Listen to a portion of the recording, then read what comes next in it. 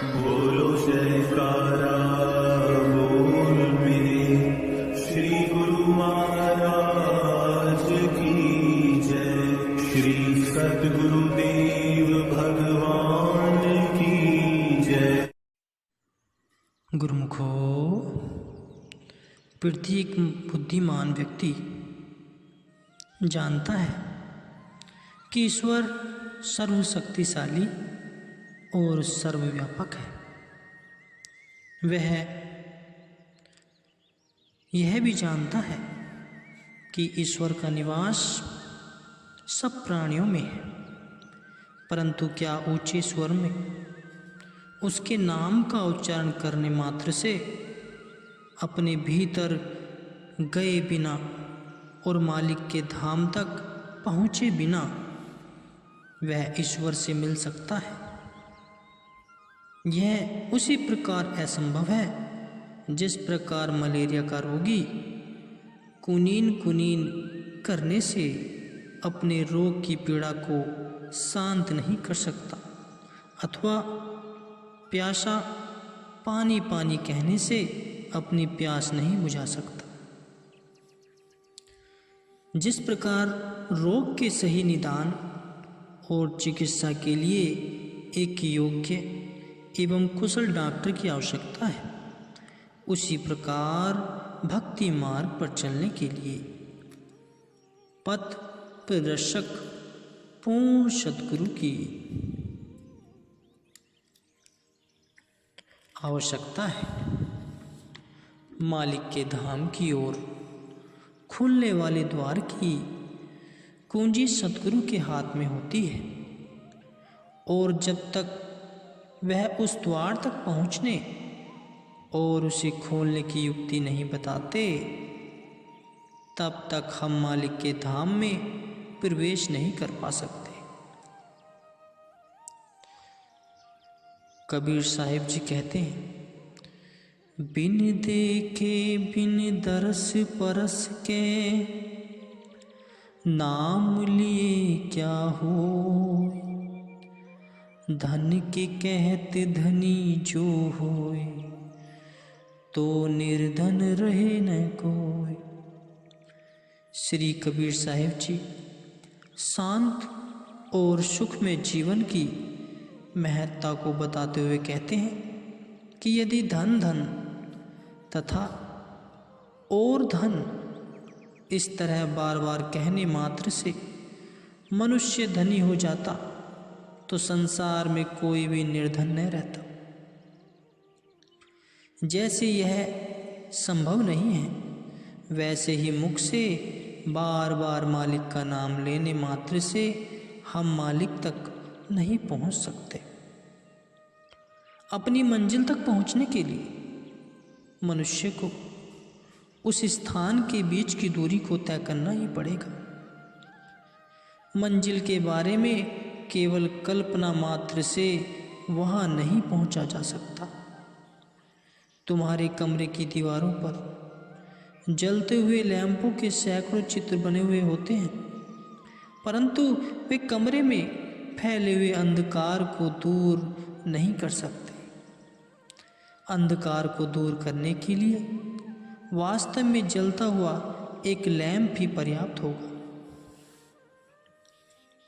इसी तरह तुम्हारी अलमारी में धर्म ग्रंथों के ढेर लगे हों, वे तुम्हारे मन के अज्ञान को दूर नहीं कर सकते और न ही ज्ञान का प्रकाश कर सकते हैं।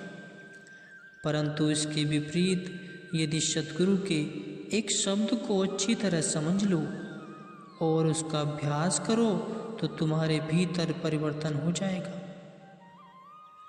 तब वहाँ भ्रांतियों और संदेहों का कोई स्थान नहीं रहेगा, अपितु विशद और सही ज्ञान प्राप्त होगा।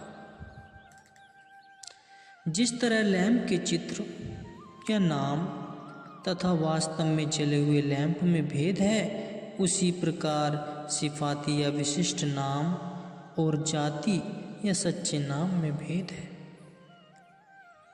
संत महापुरुष इस भेद को भली प्रकार से जानते हैं।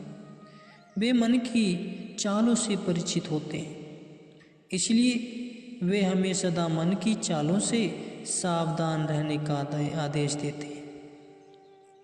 संतजन जिज्ञासुओं को धार्मिक ग्रंथों का ज्ञान प्राप्त करने के लिए मना नहीं करते, अपितु वे उन्हें उस ज्ञान का सही उपयोग करने के लिए प्रेरित करते हैं, ताकि उनमें पूर्ण सद्गुरु से आत्मिक ज्ञान के लिए नाम प्राप्त करने की जिज्ञासा पैदा हो। अर्जुन देव कहते हैं, वेद के वेद सिमृद्धि सभी सासद, इन पछड़ा मुक्ति न होए, एकु अखरू जो गुरुमुखी ता जापे, तिसकी निर्मल सोए। अर्थात वेद पुराण तथा अन्य धर्म ग्रंथों को केवल पढ़ने से पाठक को मुक्ति नहीं मिल सकती, परंतु यदि वह सद्गुरु के शब्द या नाम लेकर पूर्ण श्रद्धा से उसका अभ्यास करे तो उसकी बुद्धि उज्जवल हो जाएगी, मन शांत हो जाएगा और वह मोक्ष प्राप्त कर सकेगा। सभी जीव उस एक परम पिता की संतान है। जाति या वर्ण उसके घर में कोई महत्व नहीं रखता। अमीर और निर्धन उसके लिए सब एक समान है। आध्यात्मिक जगत में संप्रदाय का कोई स्थान नहीं है। वहाँ तो सब प्राणी मात्र के रूप में जाने जाते हैं। संत मत एक सच्चा मत है। इस मत के अनुयायी शास्त्रार्थ में नहीं पड़ते। आध्यात्मिकता को सर्वोच्च सत्ता को बताती है, सभी जीवों में समान रूप से रहती है। संत महापुरुष सभी जीवों में उस मालिक को देखते हैं, इसलिए वे दूसरों की भावनाओं या विचारों को ठेस नहीं पहुंचाते। विश्व बंधुत्व की यह भावना ही सबको उनकी ओर आकर्षित करती है। अबली अलह नूर उपाया, कुदरत के सब बंदे, एक नूर ते शभु जगु उपजया, कौन भले को मंदे। अर्थात सबसे पहले सर्वोच्च सत्ता से प्रकाश शब्द या नाम उत्पन्न हुआ, जिससे संसार के सभी प्राणी अनुप्रमाणित हुए। सारी सृष्टि नाम से ही उत्पन्न हुई। इसलिए एक अच्छा और एक बुरा कैसे हो सकता है। संत महापुरुष की वाणियाँ सभी जीवों के लिए लाभकारी हैं। उनको गहराई से तथा अच्छी प्रकार से समझने की योग्यता चाहिए। नाम अथवा सर्वव्यापक शक्ति की सत्ता पर उन्होंने प्रयास प्रकाश डाला है, परंतु कितने अफसोस की बात है कि हम उनकी वाणियों को बड़ी श्रद्धापूर्वक पढ़ लेते हैं, लेकिन जो उनमें लिखा होता है उस पर अमल नहीं करते। गुरुमुखो, एक बार एक धनी पुरुष व्यापार के लिए कश्मीर गया। वहाँ वह हिमालय की कड़ी सर्दी से बचाव के लिए अपने साथ गर्म कपड़े ले जाना भूल गया। तुरंत ही उसने अपने पुत्र को गर्म कपड़े भेजने के लिए पत्र लिखा। पुत्र अपने पिता का पत्र पाकर खुशी से फूला न समाया। उसने वह पत्र घर में सबको बार बार पढ़कर सुनाया, उसे चूमा, आदर प्रेम से अपने मस्तक से लगाया, परंतु पत्र में जो निर्देश दिया था उसे पूरा नहीं किया। उधर कश्मीर में वह वृद्ध पिता बेचारा कड़ी सर्दी से पीड़ित हो रहा था और बड़ी उत्सुकता से घर से गर्म कपड़े आने की प्रतीक्षा कर रहा था।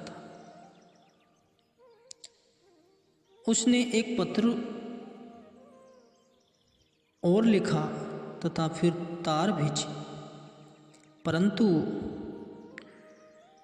उनके साथ भी पुत्र ने वैसा ही किया। पुत्र प्रत्येक पत्र को बड़े आदर से स्नेह से पढ़ लेता और फिर उसे अपने पास रख लेता, परंतु उसने गर्म कपड़े नहीं भेजे। क्या तुम सोचते हो कि पिता अपने पुत्र से प्रसन्न हुआ होगा, जिसने अपने पिता के पत्रों का तो सम्मान किया परंतु उसकी आज्ञा का पालन नहीं किया? नहीं, वह पुत्र तो अपने पिता की नाराजगी का कारण ही बना होगा।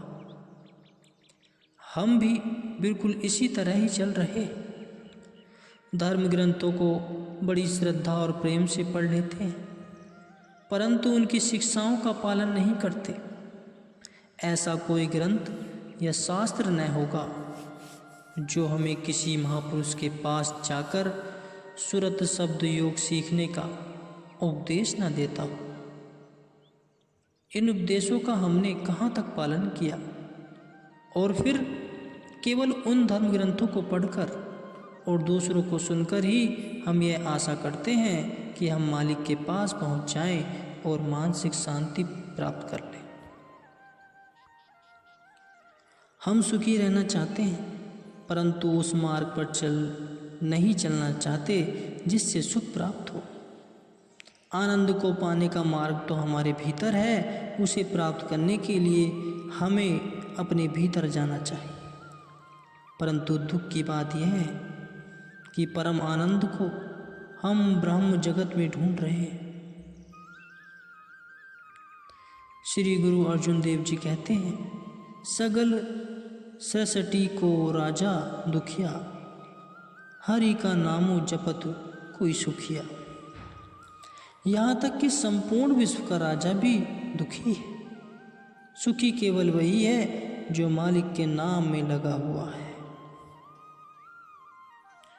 गुरुमुखो, इससे यह सिद्ध होता है कि आनंद का स्रोत नाम है, अन्य सांसारिक पदार्थ नहीं है।